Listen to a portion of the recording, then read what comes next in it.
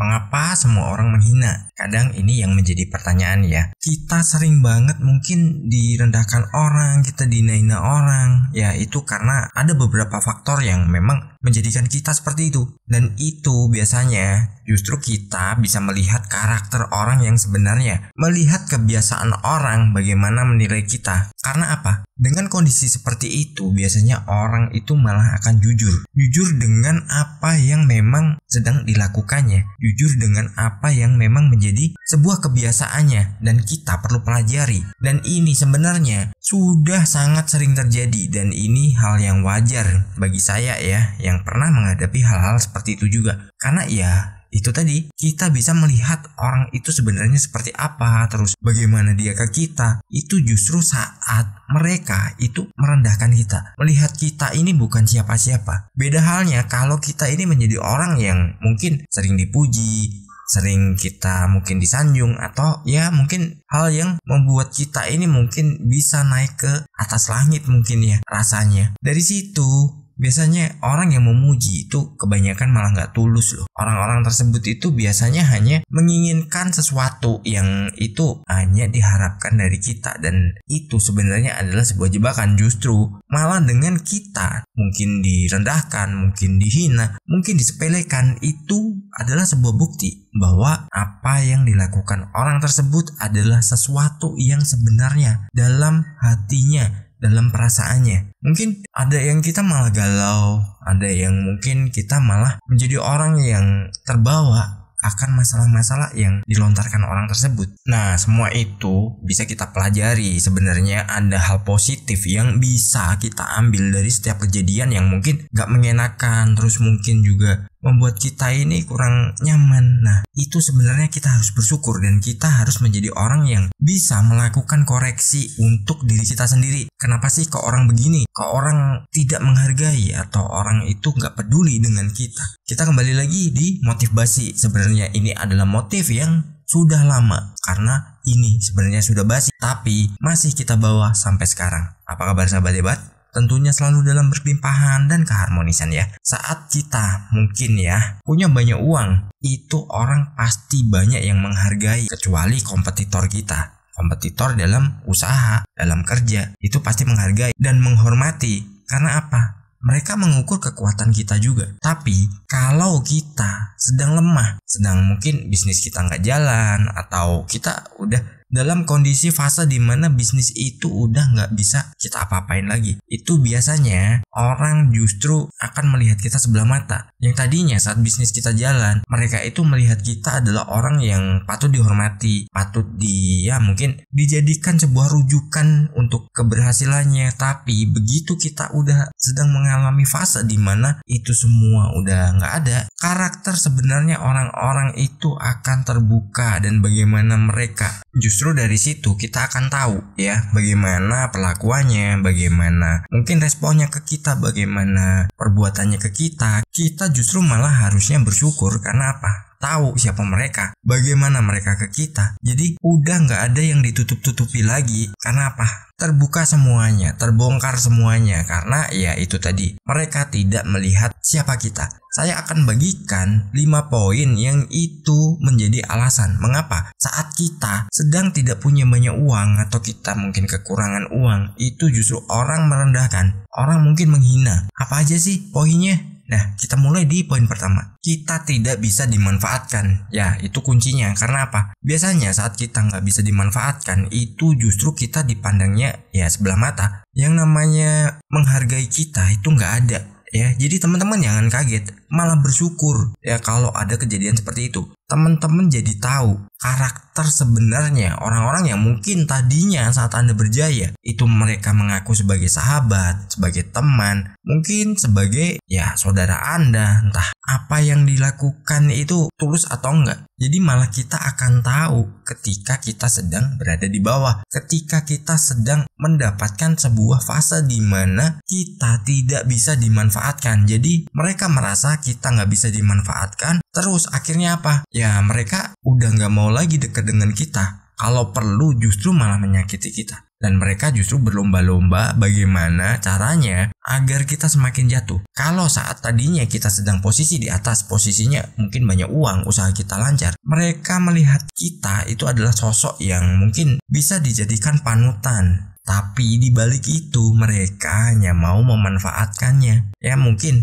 suplai barang dong, nanti biar ku jalankan dulu. Nah nanti setelah ada pembayaran nanti ku lunasi. Kadang ada yang seperti itu. Terus ada juga yang ya mungkin bagaimanapun kondisi kita, kalau kita punya uang, punya banyak uang maksudnya usaha kita lancar, mereka akan merasa selalu memberikan support kepada kita. Tapi di balik itu sebenarnya itu ada maksud-maksud tertentu ya. Meski nggak semua loh ya, ini hanya dalam tanda kutip. Nah, kalau kita menghadapi kejadian seperti itu, apa yang harus kita lakukan? Ya kita bersyukur dulu. Karena apa? Kita tahu bagaimana orang-orang di sekitar kita, bagaimana perlakuan orang ke kita dengan berbagai kondisi kita ya. Jadi ketika kita bisa dimanfaatkan untuk keuntungan pribadi orang-orang tersebut, ya kita akan dipuji, kita akan dipuja, kita akan dihargai. Tapi itu semua adalah sesuatu yang palsu. Itu semua topeng ya. Meski nggak semua ya, seperti yang saya bilang tadi ya. Kita syukuri. Setelah kita bersyukur ya udah, kita akan tahu siapa mereka. Jadi begitu Anda udah bangkit lagi, Anda bisa menilai siapa yang ada di sekitar Anda, siapa yang selalu support ketika Anda sedang ada di bawah. Ya, itulah orang yang benar-benar tulus. Tapi kalau itu semua adalah orang-orang yang palsu, saat Anda bangkit ya tinggalin aja. Kita memang harus tegas ya. Jangan sampai mereka ada celah lagi. Terus jangan pernah terima alasan apa-apa dari mereka yang itu mungkin gak masuk akal. Saat kita susah ditinggalkan, saat kita berhasil dideketin. Ya, itulah tipe orang-orang penjilat. Jadi mereka hanya mau nyamannya, mereka hanya mau apa yang bisa dijadikan keuntungan dari kita. Tipe-tipe seperti itu jangan salah loh. Dia gak segan-segan suatu saat memainkan playing victim, dia melakukan fitnah. Itu hal yang biasa bagi mereka. Dan itu adalah hal yang dia anggap wajar. Karena apa? Dianggap kita bukan siapa-siapa lagi. Jadi perlu diingat, bersyukur dulu. Kita lanjut di poin kedua. Nah, terus orang-orang yang seperti itu, terus mungkin ada orang-orang baru yang masuk ke dunia kita, yang mungkin merendahkan kita, menghina kita, gak menghargai kita. Itu dirinya juga punya keinginan untuk kita agar tidak bisa maju. Bahaya lagi itu. Dia bukan siapa-siapa. Dia ada hanya untuk mencerca kita, untuk merendahkan kita. Terus dirinya itu nggak pernah berbuat sedikit pun untuk membangkitkan semangat kita. Karena apa? Ya mereka merasa kita adalah saingannya. Kita adalah orang yang tidak boleh untuk menjadi orang yang lebih baik dari dirinya. Kita tidak boleh menjadi orang yang lebih sukses. Kita nggak boleh jadi orang yang lebih berkelimpahan. Ya karena itu mau mereka. Karena saat mereka seperti itu, dirinya itu merasa kita adalah sebuah saingan. Kita adalah seorang kompetitornya. Padahal kita melakukan apapun gak ada sangkut pautnya dengan mereka juga. Jadi jangan pernah kita larut ya terbawa seperti itu. Justru kalau ketemu orang-orang seperti itu, kita harus menunjukkan siapa kita sebenarnya dan bagaimana kita merubah hidup kita yang tadinya mungkin kita sedang berada di fase terbawah, fase terendah. Tunjukkan bahwa kita bisa bangkit. Gagal bukan sesuatu yang permanen. Gagal itu temporary. Dan begitu juga sebuah keberhasilan. Jadi jangan pernah terlena. Tinggal bagaimana kita merawatnya. Jadi kita perlu merawat saat kita sudah posisi berhasil. Kita sudah posisi di atas. Fase kita udah fase dimana kita nyaman. Nah, saat kita nanti terlena, ya udah kita bakal jatuh lagi karena nggak ada yang permanen. Sekarang sama-sama kita menghadapi hal yang seperti itu. Kalau ada yang bilang gagal dan berhasil itu sama-sama ujian, pilih aja ujian yang berhasil. Dah, tinggal kita kelola bagaimana hidup kita. Kita kelola bagaimana kita mempertahankan itu semua. Kalau perlu bisa jadi lebih besar lagi. Kita bisa jauh lebih berhasil lagi. Kita sendiri yang menentukan bagaimana hidup kita, bagaimana kita memandang masa depan kita. Itu semua kita mulai dari diri sendiri, bukan dari cercaan orang lain, bukan dari pujian orang lain. Jadi kita hanya perlu itu menanamkan sesuatu yang bermanfaat untuk diri kita. Ingat ya, Jangan nanti kita baru beranjak, kita bangkit, ada orang yang udah tiba-tiba masuk terus akhirnya mengacaukan semuanya. Jangan, hati-hati ya. Pintar-pintarlah kita untuk memilah. Jadi saat kita udah bisa memilahnya, ya sudah, kita akan jadi orang yang berhasil dalam jangka yang panjang. Di poin ketiga, nah ini yang kita nggak boleh lakukan ya. Kita fokus kepada mereka. Mereka itu siapa? Ya tadi, orang-orang yang tidak menghargai kita. Kita jangan fokus ke mereka. Apapun yang mereka bilang itu biarkan saja. Jadi kalau ada sesuatu yang kurang mengenakan, sesuatu yang menyakitkan, biarin aja. Abaikan itu semua. Kita fokus aja dengan apa yang menjadi tujuan hidup kita. Fokus pada cita-cita kita. Keberhasilan dan kegagalan ada di tangan kita, bukan di tangan mereka. Kecuali mereka bisa bekerja sama dengan kita dan mereka mendukung kita untuk memulai sesuatu yang itu menjadikan kita jauh lebih berkelimpahan lagi. Nah, itu silakan. Tapi kalau orang-orang tersebut adalah orang-orang yang menghambat, ya jangan fokus. Orang-orang yang hanya bisa merendahkan kita, ya jangan fokuskan ke situ. Fokus aja pada diri kita. Fokus pada kehidupan kita. Kita harus menjadi diri kita sendiri dan kita jangan pernah menjadi orang lain atau kita menjadi seseorang yang dibentuk orang lain atau kita disetir orang lain. Nah, karena itu sangat berbahaya bagi kehidupan kita, masa depan kita, impian kita, masa depan kita pertaruhkan untuk mereka. Buat apa? Mereka nggak ada gunanya. Mereka hanya kita jadikan seorang penonton aja. Entah berapa orang ya yang melakukan itu kepada kita, ya biarkan aja. Yang saya sampaikan adalah sesuatu yang sering saya alami. Itu siapapun. Dan bahkan ada orang yang mendiamkan saya dari tahun 2018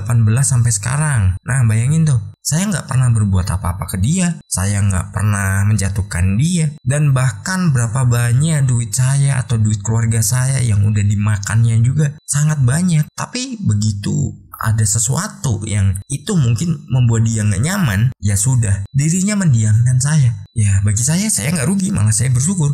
Karena apa? Tahu karakternya seperti apa. Apa yang harus saya lakukan? Ya saya nggak melakukan apa-apa untuk dia juga. Saya nggak pengen dia memuji, dia nanti baik lagi. Saya nggak pengen. Karena apa?